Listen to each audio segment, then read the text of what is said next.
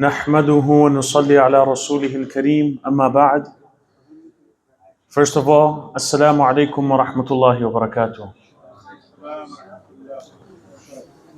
I would recommend, inshallah, that especially the youngsters, especially in our time, the era that we live in, that قَيِّدُوا الْعِلْمَ بِالْكِتَابَةِ, that capture the knowledge by writing it down. And we have different tools nowadays to capture knowledge. If you don't have a notebook, paper, pen with you, you can use your phones and go to Notepad or take out your laptop. If you have your laptops with you and write down some notes. Mind the people, those who haven't registered, can they please register? Okay. And also, those brothers or sisters, they have not registered. It is recommended that you register in case we want to communicate with you further in a group chat, which we're planning on doing so, and sending you additional materials for you to read.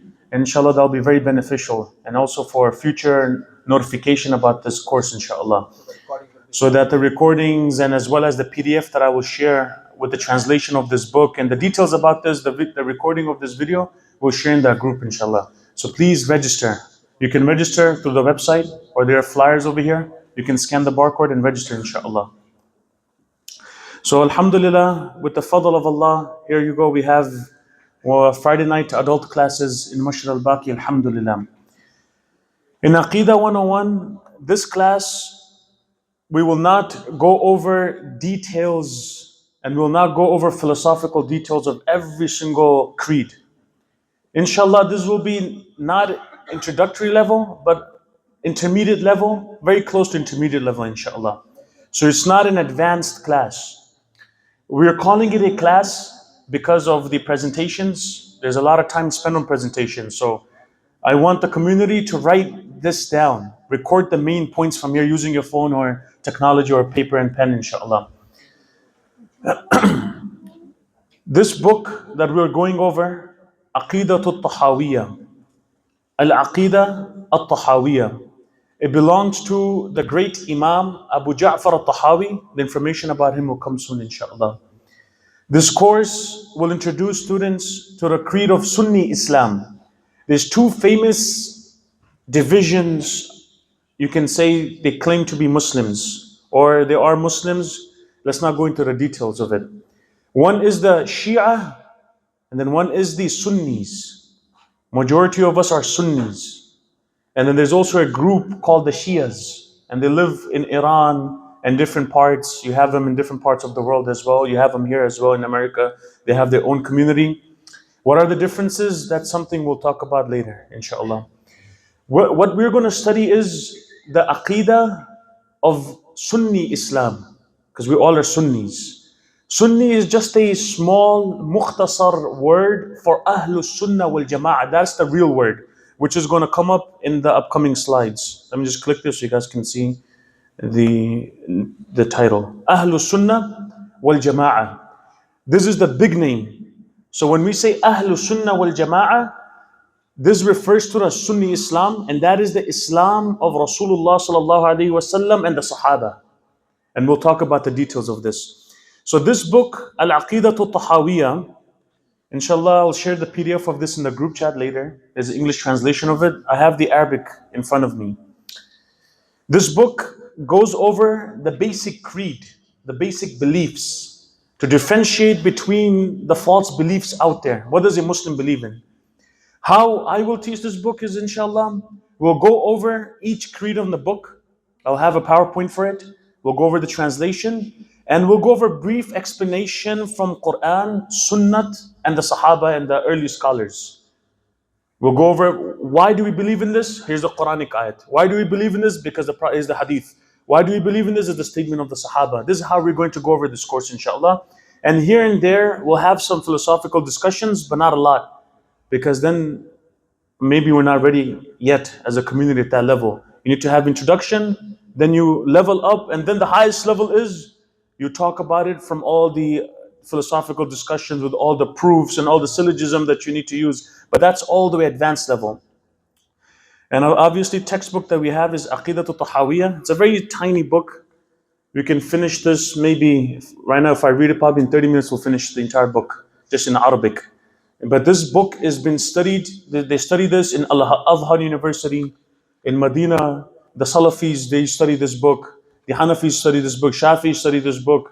The Malikis study this book. And all of these groups, they're studying this book. Ahlul Sunnah wal Jama'ah, with all the different divisions that are there, they all study this kitab because it purely represents the beliefs of the Sunni Islam. Yani of Rasulullah Sallallahu Alaihi Wasallam and of the Sahaba and Imam A'zam Abu Hanifa rahimahullah. That's why Imam Tahawi wrote it. Some of the topics regarding the translation, I put over here, there's a translation by Hamza Yusuf. It's a good translation. The PDF is available, which I will share inshallah later on in the group chat. So make sure you guys do sign up. Some of the topics we're going to study in this course, but this is just few topics. Islamic epistemology, I hope I can touch upon this today. And what is this? It's very important. Because this is a framework of a Muslim. Islamic epistemology is, how do you know what you know? In Islam, the knowledge that we have, how do you know what you know? So we're going to talk about this today. The existence of Allah, we'll cover this next week. Allah's attributes, and then you have the cosmological argument, which will be covered next week as well. Then you have all of these different topics we'll talk about. So when you think of Aqidah, think of three main topics. The first one is called the divine, ilahiyat.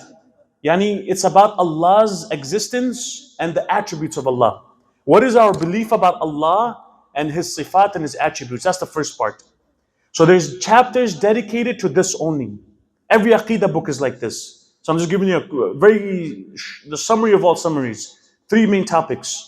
You have ilahiyat, ilahun, ilahiyat. It means there's the belief about Allah Azza wa Jal and His attributes. And different topics are covered there.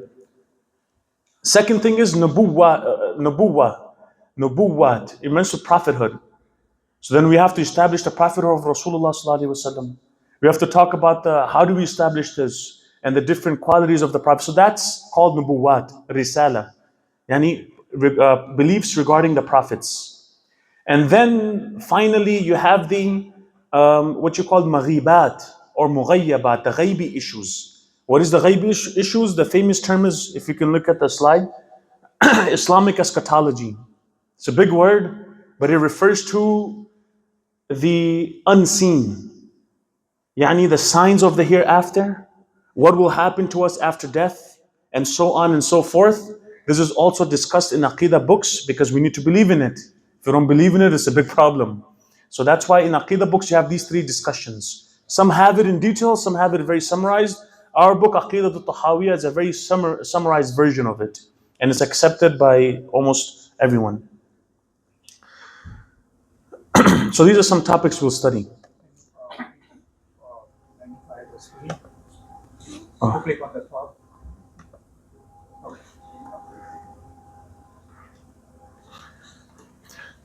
Question is, why do we need to study Aqidah? That's the main question over here. There's so many reasons. You can study Aqidah for another reason, maybe one of this reason. I studied Aqidah for a different reason. Some of us don't even need to study the details of Aqidah because we don't need to. But we Muslims, we're not living in Muslim land. We're not living in Pakistan, Afghanistan, Bangladesh, in the Arab world, where we don't need to go into Aqidah and all the details regarding it. If you're living in the West, you go to the universities here, you go to the schools here, you need to study Aqidah. Whether you work here, you still need to study Aqidah. Because there's even adults over here where your coworker asks you about Islam, or they ask you about Akhirah, they ask you about angels, and we don't know how to prove it, or we don't know how to present our Aqidah in front of them. Or our kids ask us these questions. I had a few messages from fathers where their kid, in you can say elementary school, very small, probably age 7, 8, asking him about Allah and he didn't know how to answer. And then he's like, I'm very embarrassed, but I don't know how to answer my kid. This is why we need to study Aqidah, because the society we live in, they keep on attacking our Aqidah. Keeps on attacking our Aqidah. When you study Aqidah, and then you study why you believe in it, that's the definition of Aqidah. Aqidah is, you have firm conviction that Allah is one, that you believe in that with no doubt. That's the meaning of Aqidah. And then the second step is proving it why. Now that why is very important for us. Inshallah, we'll be going over many of these whys inshallah as well. So to learn about Allah and the truth of Islam, that's number one. You want to know more about Allah and His Rasul and the beliefs about this, we need to study basic Aqidah. To learn about our beliefs as Muslims, to save our Iman from misguidance and deviance. Sometimes we have YouTube and we have social media where you have different people talking about Islam and they're presenting ideas. We don't even know if it's wrong or right. And we end up believing in them. So if you don't study Aqidah under ulama, you won't know that belief that you have is correct or not. You won't know this. That's why it's very important that we do study Aqidah so we really believe in this. To strengthen our belief in Allah. One example is from our community. I was in the other Broadway building. One individual did ask me. It was not mentioning which groups they were, but he had friends, a circle of friends. They were telling him certain beliefs about Rasulullah sallallahu alaihi wasallam, that he is present everywhere and you can see him and whatnot. And this is what it means to love the Prophet sallallahu alaihi wasallam. So he heard some bayans, and he had this group of people. He didn't know what was true because he didn't have knowledge. And luckily he asked me, and he said this in context of loving the Prophet sallallahu alaihi wasallam. That I love him so much, he's everywhere, I respect him. And I'm like, what do you mean he's everywhere? What do you mean he's everywhere? Who said he's everywhere, for example? And then we explained to him the right aqidah regarding the risalat of Rasulullah sallallahu alaihi wasallam and his prophethood. So that's why it's very important that we know this. To strengthen our belief in Allah, to be confident of our faith, to be able to explain our beliefs to others. And this is maybe some of us, we're going to know these basic aqidah, but we need to learn how to present it to others. That's why maybe we're studying this. The more you study aqidah with proofs, the why. Allah is one, why? Allah exists, why? We believe in the hereafter, why? Rasulullah sallallahu alaihi wasallam is the last prophet, why? Rasulullah exists, sallallahu alaihi wasallam, why? Once you know the why, your iman automatically increases. Your own conviction in Allah increases. And then you will see a change in you. And this is what we went through when we studied these books with our teachers. And then you study them again, and then you study like 8-7 books. And at the ending, you're just like, mashallah, this difference in comparison to when you first start until the end. These are all the benefits of studying Aqidah. Aqidah, the word Aqidah comes from aqada. It means to tie a knot. And so when we did the tafsir sessions, we did nafathati fil uqad. Uqad, aqidah, aqad. Uqad refers to knots. Aqada means to tie something, tie a strong knot, right, with strength. That's the meaning of aqidah. Aqidah comes from aqada. What does aqidah mean? Aqidah means that when your heart ties, when that which the heart ties with a knot, and it fully believes in it without any doubts. That's the meaning of aqidah. So when I say Islamic creed, when I say aqidah, when I say belief, Islamic doctrine, when I say Islamic theology and whatnot, that means I firmly believe in what I'm going to teach, or what I believe in. Allah is one, the angels are there, and then the hereafter exists. Jannat is haqq, an-nar, Jahannam is haqq, and I truly believe in this. That's the meaning of aqidah. You have firm conviction that you believe. You can't doubt it. If you doubt it, there's an issue with our iman. Jannat exists or Jahannam is forever. I don't know if you have that resistance, or you're not sure if Jahannam is forever. Why would people burn forever? I don't know if I really believe in this. There's a problem now. You see what I'm saying? That's not aqidah. That's called shak, shubha. That's a doubt, and you need to fix that. And once it gets fixed, inshallah, if you're actually truthful, Allah subhanahu wa ta'ala will guide you, inshallah. If you're not truthful, then forget it. In short, we translate into creed, belief, doctrine. These are different names of aqidah. It's called ilm al-tawheed. It's called usul al-din. It's called ilm al-kalam. The most famous name is ilm al-kalam. Ilm al-kalam, aqidah. Aqidah, ilm al-kalam. These are the famous names for this. And another English word is theology, Islamic theology. You'll learn this with Islamic theology. I want to go into the hadith of Jibreel first. So I'm just going to give you some notes today, and then we'll start the book perhaps next week, inshallah, and go over every text one by one. There's a famous hadith where the Sahabas, they say that we are sitting with the Prophet. A random man comes, so beautiful. His kurta, his kameez is purely white. Yani, there's not even one drop of dirtiness in his kurta. Fully pure. And he has very dark hair.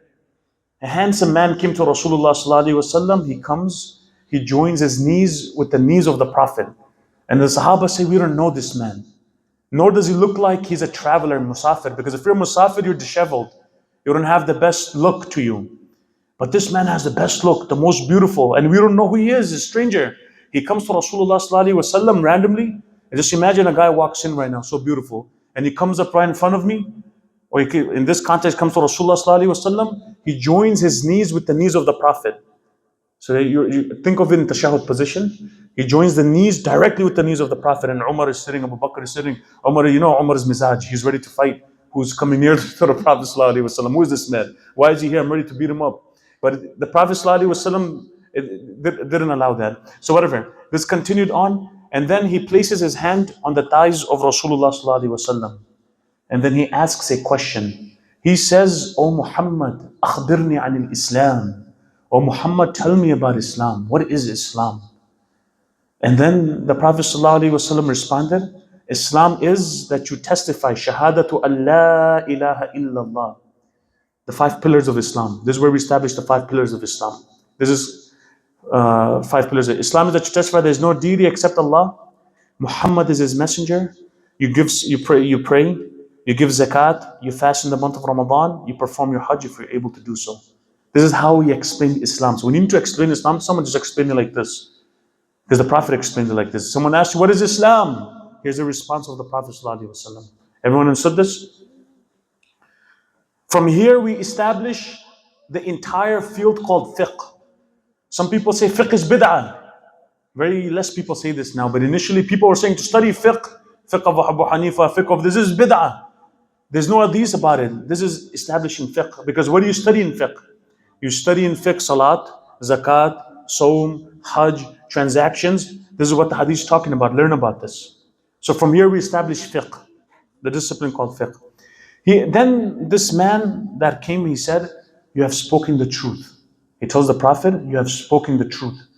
Umar and the Sahaba are like, who's this man? First of all, he's asking a question, and then he's telling the Prophet, you're right. Who does he think he is? And then the story continues. He asks a second question. O Muhammad, akhbirni anil iman. Tell me about what is iman. What is iman, faith? The Prophet responded, iman is that you testify. Sorry, let me move. Iman is that you believe in Allah, His angels, His books, His messengers, and in the last day, in qadr, in destiny, fate, both in its good and its evil aspects. This is called iman. This is establishing Islamic belief, aqidah. So aqidah comes from this. This is talking about the entire discipline subject called aqidah, Islamic beliefs. This is how the Prophet explained what iman is. So how do we know this famously as? You have iman mujmal and you have iman mufassal. It's taken from this hadith. Some people say, where is iman mufassal? Na'udhu billah, it's bid'ah. Where'd you get this? You're making it look like it's kalima. It's from the hadith of Rasulullah sallallahu alaihi wasallam. What is this? Amantu billahi wa malaikati wa kutubi wa rusuli wal qadri khayri wa sharrihi min Allah azza wa jalla. It's right here. It's from the hadith of Rasulullah sallallahu alaihi wasallam. So it's not no bid'ah, it's from the hadith. This is where we establish aqidah and Islamic beliefs from. Because this is what we talk about in aqidah, all about beliefs in Allah, messenger, the hereafter, Islamic eschatology, believing in predestination and faith and whatnot. The third question, the same thing happens. Then this man says, you have spoken the truth. Again, Sahabas are shocked. Who is this man? He asks a third question. He says, inform me about al-ihsan. Al-ihsan refers to excellence. What is ihsan? No one knows. Sahabas didn't know. The Prophet ﷺ responded, he said, it is that you worship Allah as though you could see Him. And if you cannot see Him, but you always know that Allah sees you. Yani you are at that level of iman. You're at that level of iman that when you're praying, you're conscious of Allah. My Allah is watching. When you want to steal, you don't steal because Allah is watching. You want to eat the person next to his money. You want to deceive him, but you don't because you know your Allah is watching you. This is called al-ihsan, the highest level of iman. This is wajib for us to attain. This part of the hadith is establishing a field called tasawwuf, which some people say is bid'ah also. Everything is bid'ah. Maybe I'm bid'ah, you're bid'ah, everyone is bid'ah in this thing. Tasawwuf. This hadith, this part establishes tasawwuf. Tasawwuf is the concept, is the field, is the path of getting close to Allah subhanahu wa ta'ala. Yes, of course, you have the false people that claim to be Sufis. You have them, yes. You see the YouTube videos, you see them like disco dancers. You see them running around in Masjid, they're dancing, there's, I don't know what's going on, they're beating up and down, and then they claim to be Sufi. We're not talking about them, of course. Even we all will agree, that's misguidance. That's not getting close to Allah. That's getting close to Jahannam and Shaitan. That's not getting close to Allah. But this establishes the field called Tasawwuf that the Prophet ﷺ taught. And what is the purpose of tasawwuf? Al-ihsan, to reach the highest level of iman. That's the purpose of tasawwuf. So here we have tasawwuf as well. Here comes the fourth question. Then this man says, inform me about the final hour. Now this is something that interests everyone. They want lectures only about the hereafter, day of judgment. What happens after death. The Prophet said, the one who is being asked, yani I, do not know more than the one who's asking me. And then Sahabas are all shocked. What? The Prophet does not know more than the person who's questioning him? What's going on? Then this man says, this beautiful man, and he tells the Prophet ﷺ, well, inform me about the signs, because no one knows when the Day of Judgment will happen. But we do know the signs of Day of Judgment. That's part of Islamic eschatology, it's part of Aqidah as well. That's why I brought this hadith.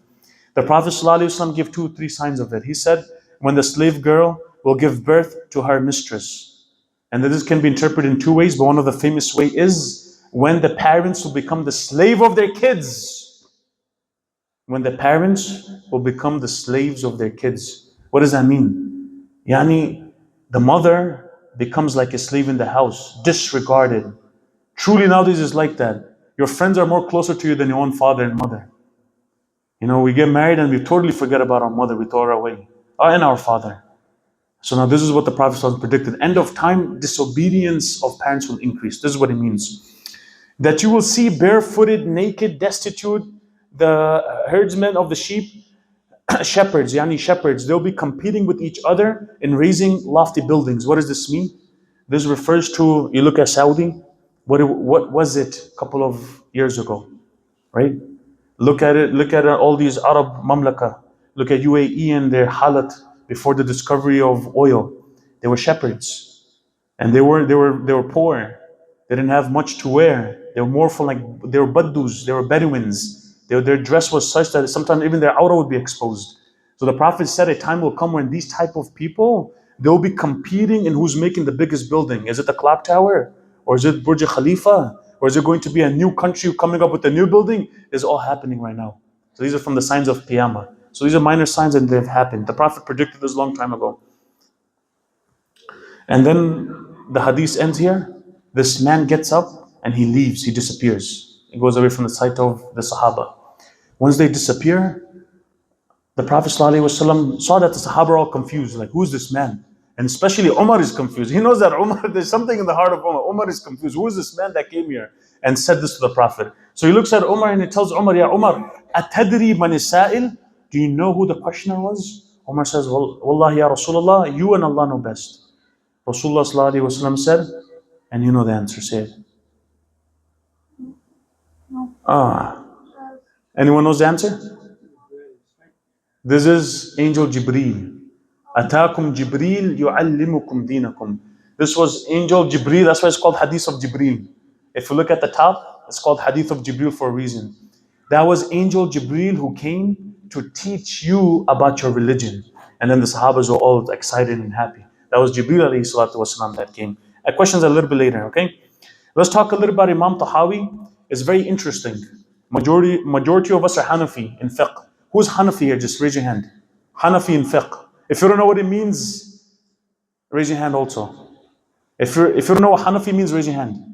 If you don't know what fiqh means. It's fine, you can raise your hand. Hanafi, Shafi'i, Maliki. If you know you're Hanafi, raise your hand. Okay, if you're Shafi'i, raise your hand. From Shafi'i fiqh. You're joking. Yeah, my brother put me on. Oh, your brother put you on. Okay, I'm going to put you back on Hanafism. I'm just joking. They all are haqq. They all are haqq. They all fall under Ahlul Sunnah wal Jama'ah. I'm going to talk about that. The reason why I said that is because Hanafis are going to get a little bit happy right now. Imam Tahawi, his name is Abu Ja'far Ahmad ibn Muhammad al-Tahawi. He was al-Misri. Their family migrated from Yemen to Misr, and to Egypt. Abu Ja'far, he was born 239. Yani he was very close to the time of Abu Hanifa, the time of Sahaba, and then the time of Rasulullah sallallahu alaihi wasallam. So he was born 239. In his time, you had the famous muhaddithun alive, like Imam Muslim, Imam Abu Dawood. Imam Bukhari he didn't catch Imam Bukhari. Perhaps Imam Bukhari, at that time, he passed away. But he was alive at the time of the great muhaddithun were alive, the great hadith scholars were alive, the Abu Dawood, Tirmidhi. Yani, so pretty much Imam Tahawi is a master in hadith. He's a Hanafi scholar. In fiqh, he was a Hanafi, and he was a master in hadith. People say Hanafis don't know hadith. But then when you pick up Imam Tahawi's hadith book, you'll be shocked. The way how he presents the hadith with all the proofs. It's just that we don't study. That's why we make these claims. When you study his book, we study one of his called Sharh Ma'ani al-Athar, all hadiths. He proves why the Hanafi madhab is the strongest and the best madhab in this kitab, with all hadiths. And every hadith with like 20, 15 chains of narrations from the Rasulullah sallallahu alaihi wasallam. And then he brings the opponents referring to like the different fiqh, they're also correct. He brings their hadiths and he brings their response to that as well. And then why don't we take those hadiths? Here are the reasons. This was the zakawat, yani this is how intelligent Imam Tahawi was. Imam Tahawi, rahimahullah, passed away 321. Originally, let me tell you, his mother, she was a alima. The father was also a alim. He learned from his mother. The mother was sister of one of the most famous student of Imam al-Shafi'i. Imam Tahawi's mother was sister of the most famous student of Imam Shafi'i. Imam Shafi'i is another great figure, and his fiqh, the Shafi'i fiqh. So he grew up in the household of the Shafi'i fiqh, studying Imam Shafi'i's codification of Islamic law. So he grew up in that household. So he learned Shafi'i fiqh, he learned Shafi'i fiqh, he learned Shafi'i fiqh. He also learned from his uncle, Imam Muzani, this great student of Imam Shafi'i, rahimahullah, who codified it in his book and started teaching it. He studied with him as well. But later on, when he grew up a little bit more in age, he chose to follow the fiqh of Imam A'zam Abu Hanifa, rahimahullah. And then people asked him, why did you leave the fiqh of Imam Shafi'i, rahimahullah? And this is true. He responded and he said, I used to always see my uncle, referring to the student of Imam Shafi'i, Imam Muzani. His name was Imam Muzani. I used to see all the time Imam Muzani, he was reading the books of Hanafis and doing mutala. Always, he has the book of Imam Muhammad, student of Abu Hanifa. He's always referring back to the Hanafi book when it comes to laws. Because Hanafis were Qadi al-Qud, they were chief judges. Even in this place, in Misr where Imam Tahawi was, Imam Muzani was there. You had the Shafi'i fiqh, they're coexisting with the Hanafi fiqh. But the state law is Hanafi fiqh. The chief judge is Hanafi scholar. Even at that time, even the local, if you go to the court, the Supreme Court of the time, they will judge based on the Hanafi fiqh. And they were the Hanafi fuqaha. And that's how much acceptance Allah subhanahu wa ta'ala had given him. So what happened was, he said that I used to see my uncle, he used to read a lot of Hanafi books, and that had an effect on me. Later on, he sat with one of the judges of Hanafism, one of the Hanafi alim. And he was so, he was mesmerized with his knowledge that he decided to follow the fiqh of Imam Abu Hanifa, rahimahullah. This is why Imam Tahawi is al-Hanafi. He has written a lot of books, Imam Tahawi, but I'm not going to get into it, it's going to get too academic. And this is one of his small books. And the reason why he wrote this is to tell the people, you guys are hating on Abu Hanifa for no reason. This is his belief. And it matches the belief of Ahlul Sunnah wal Jama'ah, Rasulullah sallallahu alaihi wasallam, and the Sahaba. That's why he wrote the book. Because there were a lot of haters of Imam Abu Hanifa that kept on spreading lies about him because of jealousy. And that's a whole different topic I can't get into. Is everyone tired? Should I stop here or should I do one last subject? One last subject? Everyone? One last one? Let's do one last one. One last one. And let's end this after, inshallah. We need to know something called, before we study Aqidah, epistemology. It's a big word, but epistemology, just go back to go to the second line. It seeks to answer the question, what is knowledge and how is knowledge acquired? So Islam has its own framework when it comes to acquiring knowledge. And if I want to know this is my belief or this is something, what are the sources of my knowledge? So the scientists will say it has to be empirical evidence, it has to be something physical. If it's not something physical, it's not, I will not accept it. That's what the science will say. A different group will say it has to be this. Christians will say it has to be reason and Bible and whatnot. The Jews will say something else. But what is the epistemology of Muslims? Yani, what are the sources of knowledge for us?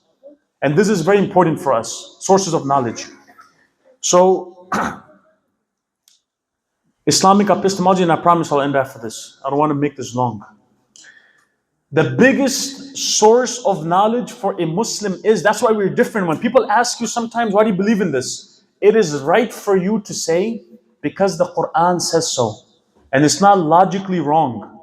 This is not irrational for you to say that. It's fully rational for you to say that, because your paradigm is different. If a scientist says, I don't believe in angels, so you tell them, why don't you believe in angels? He'll say, because I can't, experiment on it. So your reason of denial is because you can't experiment. But my epistemology is not that. My sources of knowledge is different. A Muslim's sources of knowledge, ilm, is different. What are our sources of knowledge?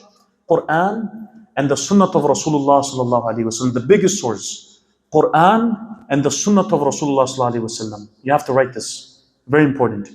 So when the Quran establishes something, it is yaqeen for us. It is conviction for us. We believe in it. Then you have reason. We also accept reason. Yani our thinking that Allah has given us. There's different. So I'm not going to go into all the types of details. Part of reason, you have intuitive reasoning. Intuitive reasoning. Intuitive reasoning. Intuitive reasoning is just, you don't need to think further. For example, 2 plus 2 is 4. 1 plus 1 plus 1 is 3. Not 1 plus 1 plus 1 is 1. That's against intuitive knowledge. Yani it's against our intelligence. It's impossible for that to happen. It's not possible. You have 2 phones. One, and I have this cup next to me and I have this next to me. 1, 2, 3.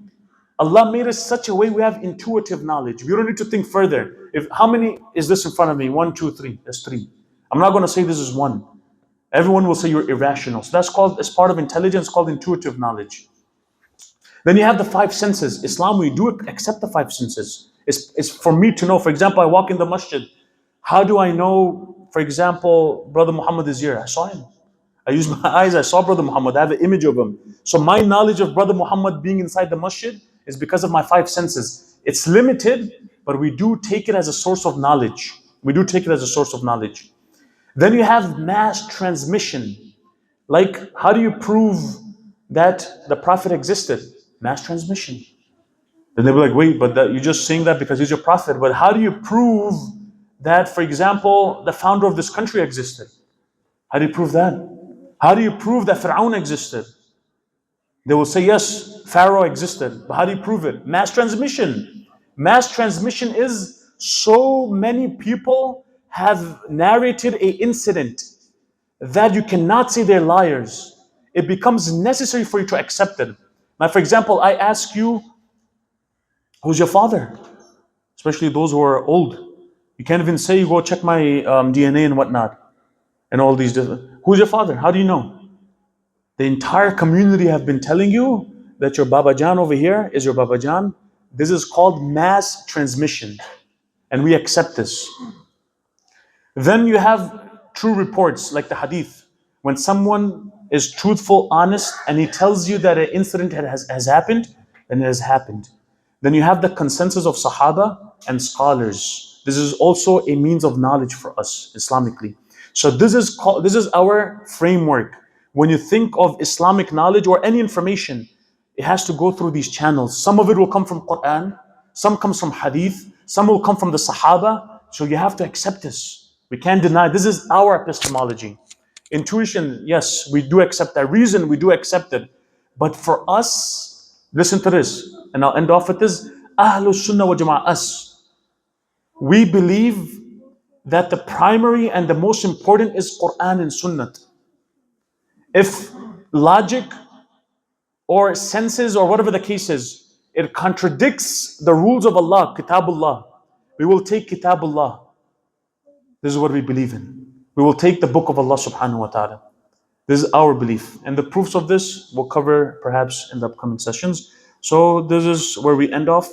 Next class, I'll talk about who is Ahlul Sunnah wal Jama'ah, the saved sect that the Prophet ﷺ, there's only one group that will be saved. And they will be protected from the fire of Jahannam. Who are they? Ahlul Sunnah wal Jama'ah. Why are we called Ahlul Sunnah wal Jama'ah? And some differences about this. We'll talk about it next week with the proofs of the existence of Allah next week as well, inshallah. Now, let's open it up to questions. Yes. So at the last slide of the Jibreel Hadith, what does it mean by go back to the slide with This. for yeah, that one. When it says that you will see barefooted, naked, and It refers to poor people who didn't even have enough clothing, didn't have enough money, and their job was to take care of goats and animals, that they will become rich, and after that they will start competing in building societies and civilization and big, big buildings. That's the meaning of it. Yes, next. Yes, brother. Going to the sources of knowledge. Let's go. So we agree that the first most important is revelation. Yes. The other ones, are they in order? No, they're not in order. This is not in order. It's not in order. But this is, for Muslims, these are channels for us to ascertain in reality that something exists. Why is this important? My teacher told me when he was in Columbia University, he had a professor who denied reality of everything. He didn't have epistemology. His belief was, I'm serious, his belief was nothing exists. Everything is fake. This is called skepticism, where they deny the reality of everything. How do we know these stuff are real? How do we ascertain that this thing, the reality of it exists? These are the different ways, different channels for us to know, to have knowledge that something is there. So he had a professor, and this group, this is very few, they do exist, where they deny the reality of everything. They deny the reality of things. Like, for example, they would say that we're not real, right? They will say that this cup and the water over here and the thirst that I have for drinking this chai in front of me right now, even though there's no sugar in it, I don't want to drink it. This thirst of mine, this is not real. Nothing is real. We're just living, we're just like imagination. That's why, because they don't have no epistemology. Epistemology is that important. They have no epistemology. They don't have any sources of knowledge. They say we cannot have any sources of knowledge to know that something is real. But we Muslims, and generally majority of the people, they do have sources of knowledge, right? They do have sources, like we have all these sources of knowledge. Christians will have different, scientists will have different sources of knowledge. So sometimes there's a clash of sources of knowledge. We believe our sources of knowledge is the best sources of knowledge. So yeah, that's a whole different topic. That's that group that exists. Any other question? Yeah. Since the deen was established, what caused all these, I wouldn't want to say divisions, but these opinions, religious opinions? It started off because of politics, and politics divides always. It started off, so the first division you had was Shias. That was the first division. And they were not really a religious division. It was more political division. But if you want to play dirty politics, you're going to involve religion. So they started religitizing their beliefs or their political agendas. And that's how the division started. And then government funding. And groups of people, they get funds and their own desires. And that it just grows. It goes further. And it never ends. So it's a political division initially. That's why the early Shias, they were very similar to us. And you have the Zaydis, Shia, they're very similar. Even the Shias say you guys are Sunnis. But the Sunnis, we say they're not Sunnis. Those becharas are stuck in between. The Shias say you're not Shias, and the Sunnis say you're not Sunnis, they're just there. Who are we? We're in between. Just like, why is this epistemology important? Another point. Listen to this carefully, because recent political event happened. Syria was taken over by the Sunnis again. The government that was there. Okay, let's not mention names. The Alawis, they are a sect of Shias, and we all agree they're not Muslims. We're not judging people, individuals. I'm not saying individuals are not Muslims. I'm saying those who ascribe to the Alawi sect of Shias, they're not believers. Why? They don't believe in this. They don't believe in revelation. What do you mean they don't believe? They don't. They believe in the divinity of Ali. It's very similar to Christian Aqidah, and it's actually it comes from there anyway. It comes from there. So that it's connected to. They don't believe in senses. They don't believe in reason. They don't believe in this. They teach their followers not to use your reason, because if the followers do use their reason, then they will have no following. That's part of their Aqidah. Don't use reason. These are cults, and there's many other cults like that, like the Ghulami Ahmadis. There's another group, Ahmadi community, they do the same thing. They go around, they teach their followers not to use reason. This is called Batiniya sect. There's a huge division amongst them. Like these are all called Batinis. They say don't use your aql. You just gotta follow your leader, Imam. So you just gotta follow the Imam. Whatever he teaches you is part of your religion. So this Zaydis, not Zaydi, the Alawi group, and they exist. Majority of them, 80% of them are in Syria. They were from this sect also. They had this type of beliefs. So there's a group today that takes that same approach and says, don't follow a mother. Don't follow a Mother. madhab? Yes. Okay. They say use your people. Very good, very good. They say, oh no, brother, why are you blindly following Imam Abu Hanifa? Just do whatever you want. That's a very good question. We'll make a distinction here. If the sisters has any questions, they have any questions, they can message. I don't know how. But we're talking about aqidah. And then fiqh is a secondary issue. Fiqh is secondary because fiqh is law. Before you can even implement the law, your daily law, you have to make sure your beliefs are correct. So we have to make a distinction there. But let's go to the fiqh now. Those who claim that you gotta follow your own idea, is that what you're saying? They claim that you just follow your own idea. We'll tell them you can, but only if you're qualified. And none of you are qualified, including myself. We'll tell them yes, you can, but you qualified. None of them are qualified. Even those ulama that claim that, they don't follow the madhab. Even they are not qualified. That's why they follow Ibn Taymiyyah. That's why they'll quote you Ibn Baz. That's why they'll quote you Ibn Uthaymeen. These were scholars. Why don't you quote to me yourself and your understanding? Because they don't know. So at the end of the day, you are following someone. The kalam itself is wrong. So that means you need to follow someone. Unless you're of that level that you can extract laws, like Imam Tahawi was that level. Even then he followed Abu Hanifa. He was of that level. He knew hundreds of thousands of hadiths. Look at his books. He has written fiqh books, aqidah books. He has written so much. He still followed Abu Hanifa. They have already done the job for us. You don't have to reinvent the wheel. Even if you try your whole life, you probably won't even reinvent taharat and the details of taharat. You won't. You need them. You understand what I'm saying? So if a person does reach that level of independent reasoning, bismillah, go ahead.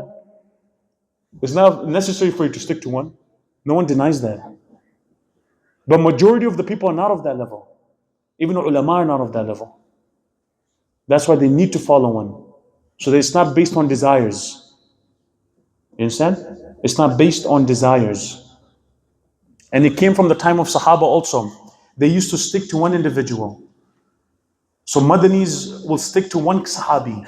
That's why there was a difference of Sahabi. One Sahabi says, we will not take your statement and leave the statement of, he's telling one companion. That, for example, let's assume for the sake of argument, Ibn Abbas has this opinion, and then Zayd bin Arqam had this opinion. Now, Ibn Abbas' opinion reached this group of people, maybe because of visitors. Some people visited Medina in this area. They said, we will not take your opinion that you claim Ibn Abbas and leave the opinion of our alim, Zayd bin Thabit, for example. So Allah says, if you don't know, you have to ask and follow. And that's the hukum for us. Either you are the imam or either you're the follower. So this is what the answer is over here for these people. Question from sisters. What or who is a Wahhabi? We can talk about these type of divisions, but Wahhabi, Salafi, Ahl Hadith, and Ghair Muqallid, they have these titles. They are brothers in Islam. We love them for the sake of Allah subhanahu wa ta'ala. They are mostly the followers of Abdul Wahhab al-Najdi. He was an individual that grew up in Saudi or pre-Saudi in Hijaz area, and then he was there. He grew up and he had some differences in Aqidah with majority of the world, and then he ended up getting support. So again, it's politics. So let me just answer this in simple word. It's politics. There was a political agenda also. Then you had the Ali Saud, the Saudi government, right? They needed a religious backing, so they used them, and then that's how they got into power. And then they took his beliefs and his ideas and they started spreading it. And then it was too extreme. They started watering it down. Then that was too extreme. They started watering that down, and now they started watering everything down. So the initials, Wahhabis, they would claim everyone are mushriks or everyone are kafir. Now they don't claim this. They would say that you're just misguided, you're bid'ati. That's what they would claim. Even now they won't even say this because it's being watered down by the government once again. So, but there's details, I don't want to go into details. I don't want to stir up any type of difference. If someone is Wahhabi here, Bismillah, you can come here as your own masjid. But there's nothing like that over here. They want to know one more time what is intuitive. Intuitive is knowledge that we have, that we just by seeing it or someone telling us, we understand it without any further deduction, without any further thinking. So for example, 1 + 1 is 2, these type of reasons, these type of understandings. Any other questions? Yes. You feel free to ask me questions. I don't judge anyone. And when my answers, if you agree with it, alhamdulillah. If you don't, you can talk to me further about these questions also in details. Yeah. So when it says like my own when the prophet said like on hadith it said that my ummah will be divided to 70. We'll do that next week, inshallah. So come next week, inshallah. Is that understood? But let me make a claim over here. Anyone who is sincere, right? Anyone who is sincere and they're trying to follow, and then they end up following and becoming from, like, for example, believing in something. We hope, and so long as they have Quran, Hadith, Sahabas to back them up, we hope that Allah Azza wa Jal forgives them. That's what we hope. So these groups, when we talk about them, we won't agree with Wahhabis. We won't agree with these different groups, with the Shias, but we don't say that they're kuffar. Some of those, look, the word Shia is very broad. The word Shia is very broad. Within Shias, you have so many different firqas. Even the main Shias would say that these Shias are kafir. Even they would say that. For example, I'm just giving you, so there's too much division with just amongst the Shia. That's why we don't make generic claims, all Shias are kafir. In Pakistan they say, Shia kafir. Jona mane wo bhi kafir. Sab kafir. Shia kafir. Jona mane wo bhi kafir. Shias, all Shias are kafir. Those who don't agree with us, you're also kafir. So everyone kafir, subhanallah. So don't use a takfir gun. Right? Just view your Muslims as Muslims. And if they really have bad beliefs, you stay away from them. And you warn your kids and people around you to stay away from them, and that's it. That's it. We'll end off over here. Jazakumullah khairan, everyone. We'll continue next week. Barakallahu feekum.